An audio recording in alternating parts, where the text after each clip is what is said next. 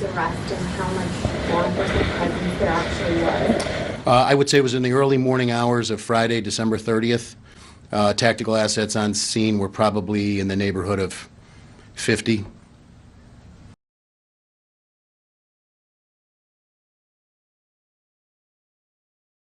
Tactical assets on scene were probably in the neighborhood of 50. Were you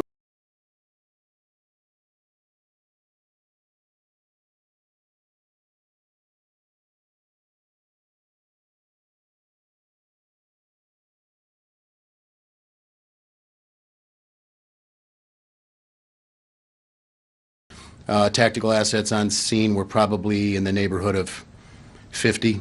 afraid he was going to get tipped off before you got him? I would say overall about this entire operation, and the credit goes, this is a part that the state police played humbly. You look at Moscow Police Department, 38 sworn, 19,000 leads, the video evidence that they had to develop in order to put that out, all public source information. But when you talk about the service of a high-risk warrant for someone who's committed or alleged to have committed 4 homicides, there's nothing routine about that. And all of those tactical steps that were taken were in conjunction with the best efforts of the authorities, local, state, and federal, both in Idaho and here, to ensure that we could do it safely and to ensure that we could get him into custody and that those service or the search warrants could occur. Sir, can we ask a question of the first assistant district attorney?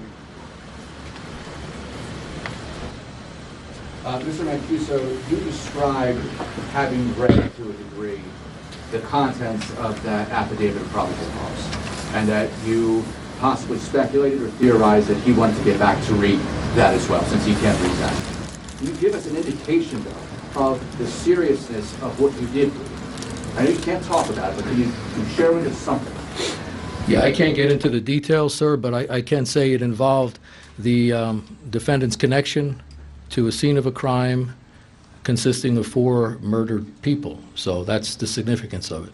Can you confirm that there is a connection between Brian Kohlberger and any of the victims? I can't discuss that, ma'am. How confident are you that he is guilty of these crimes? That wouldn't be my place to say. Certainly confident enough that there was ample probable cause for the issuance of the various warrants in the case. What was your reaction when you heard this? You've all talked about, you followed this. This happened states away. When you get that call, or you all get the call, that this person could be right here in your home area, what's your reaction? Well, I was surprised. Really, Monroe County, of all places, it hits close to home. It's a normal human reaction, I would think, under the circumstances. Do you know when he and his father left Idaho or Washington and drove to Pennsylvania, what that date was? No, I don't know the exact date, ma'am. Approximately, we understand the middle of December, is that correct? I think that's approximate. And what about, we heard reports that they were stopped not once but twice on the highway. Can you elaborate? I'll defer to his Pennsylvania public defender on that. Do you have reason to believe that Kohlberger is connected to other crimes and unsolved mysteries in the area? I wouldn't answer that question at this time. When you start looking at some that may be unsolved, where he was around. But that would be a normal thing to do. Question for the PSP here. Said he was taken without incident. Was it safe to say that, I shouldn't say it's safe to say, but did it seem like he was expecting? I wouldn't comment on what his present sense was. I would just comment that the professionalism of the CERT team and their tactical training definitely proved in a situation like this to do it in the most tactically sound and fastest way possible. Was there anybody else in the house at the time? His parents were in the house at the time. Did they say anything to you?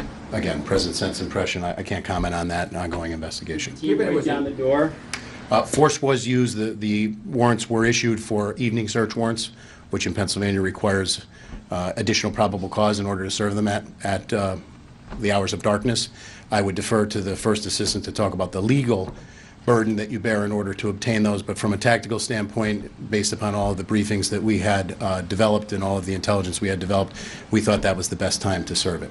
And what tipped off that Pennsylvania was involved with this They were alerted by the FBI. Troopers in the Bureau of Criminal Investigation were alerted. Anything on like his social media pages that tipped anything?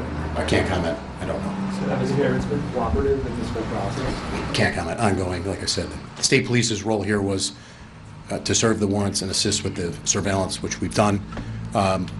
We've been part of major investigations. You know, these are men and women who take an oath to protect their communities and the Commonwealth here. We're very humbled with the opportunity that we had, given a case that has really gained international attention, to play a small part in it. And our hat is off to Moscow PD, again, with the size and the complexity of this investigation and the work that they've done to get us here today.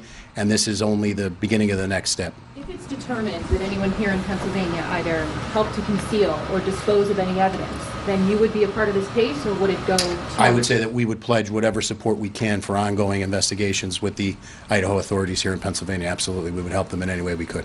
Were there any weapons found in the home? I don't want to get into what was actually seized in the house pursuant to the evidentiary nature of it.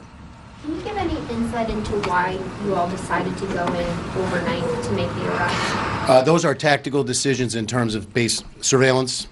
I don't want to give out too many tactical factors that go into that situation, but obviously surveillance was conducted, and we wanted to go in at a time when we thought it would be the safest for everybody, safest for anybody else in the house, safest for Mr. Koberger, and safest for our people. There was an interesting question asked earlier about the care that needed to be taken to not tip the suspect off.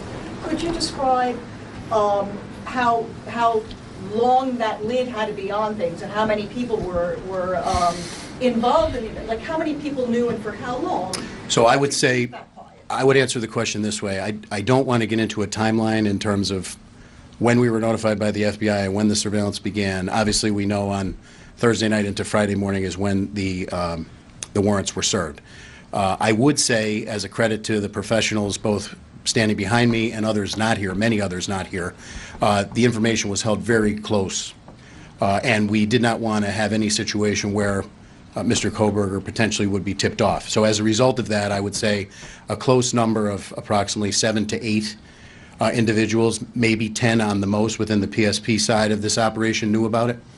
And for days, can we say? Or? I would say for a period of time. I would not feel comfortable commenting any more than that, for a period of time. And then as the tactical assets were brought in, people were briefed. And then as the tactical assets were brought in, people were briefed.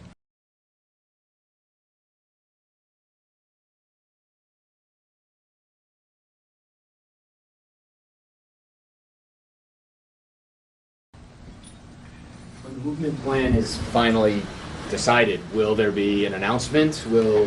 Not from the state police. So we would defer to Moscow and the authorities in Idaho. When he starts leaving Pennsylvania. Well, we have security concerns now, obviously, to move any prisoner. Anytime you move somebody from a secure prison to another place, we don't want to. There won't be an announcement from the state police in terms of those logistics, but they're being worked on right now. Can you give us your best guess when you think he might be moved, roughly? Tomorrow? We would like to do it as soon as possible, but the court order says 10 days. We have 10 days to coordinate it. Can you chance to be on a plane tonight?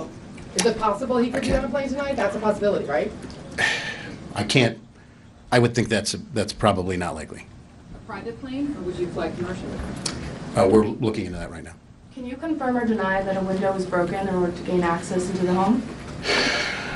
There were multiple windows that were broken, I believe, to gain access, as well as multiple doors. I think the video of the house after the fact confirms that. And that would all be part of the tactical plan based on the floor plan of the house, et cetera, and what the CERT operators would do to serve those warrants.